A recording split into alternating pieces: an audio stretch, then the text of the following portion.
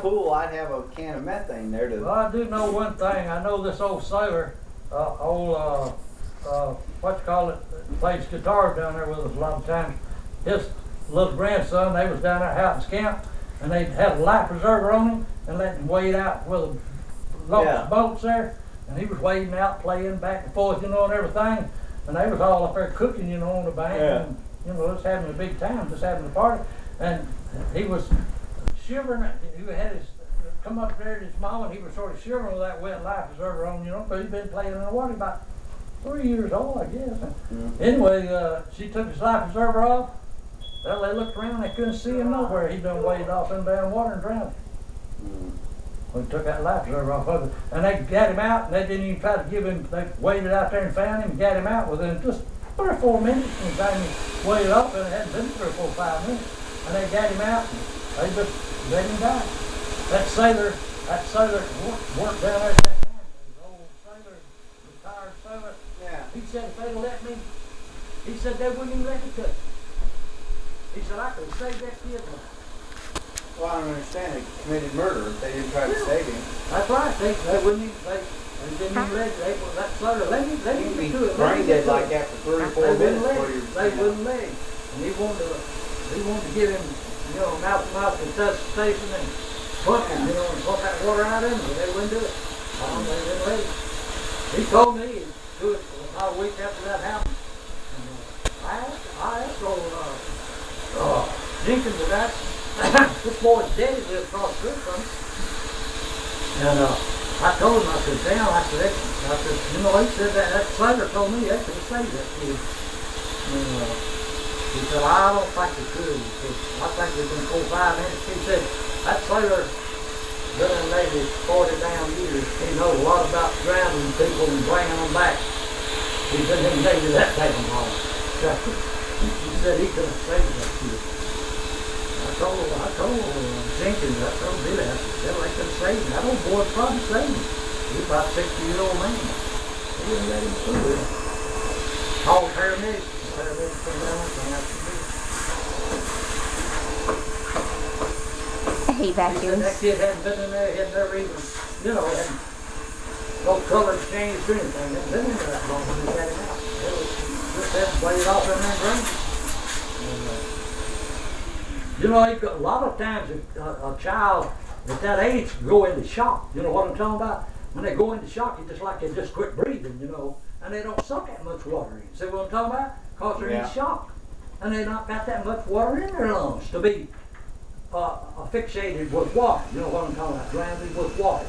Because they just passed out, because they went into shock. And that old Navy guy, he told me, he said, shit, that kid, I could have saved him out of the I don't know. A lot of weird things happen, but they wouldn't let him try.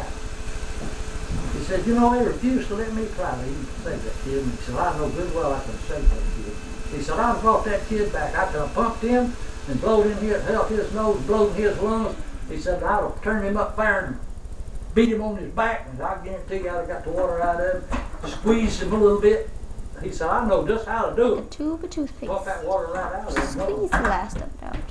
Of course, I ain't gonna say you'll ever been normal. Never been completely normal, gone back to life like this. He said he could have saved his life. I know it. I knew the old man knew what he was talking about. The old cat was on the bar. Looked at how the camp cast up and broke and stuff. Old Navy guy, 40 years of Navy, 25, 37 years of Navy.